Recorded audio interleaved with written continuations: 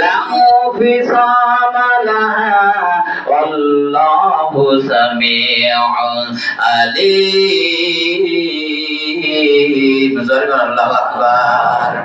আল্লাহ এখানে অফার দিচ্ছেন, গোটা মানব জাতিকে অফার দিয়েছেন। কিন্তু আল্লাহ তাআলা বলছেন যেখানে শয়তানের আইন থাকবে, মানব রচিত আইন থাকবে, মানব রচিত বিধান থাকবে, এইটা যে ব্যক্তি জানবে, জানার পরে ওর বুকে লাথি মেরে ওই আইনের বিরুদ্ধে লাথি মেরে চলে আসবে, ইসলামের ভিতরে চলে আসবে, আমি আল্লাহ তাআলা যে হুকুম দিয়েছি এর ভিতরে চলে আসবে, সে এক ঈমানদার হয়ে ইসলামের ভিতরে প্রবেশ করবে, মজবুত ভাবে ইসলামের ভিতরে প্রবেশ করে টিকে থাকবে।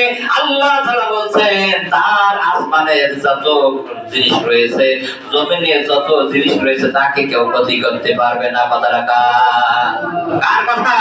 আল্লাহ পাকের কথা। আল্লাহ বলছেন আমার পরে ঈমান আনলো, আমার পরে আমি যে বিধান দিয়েছি এর পরে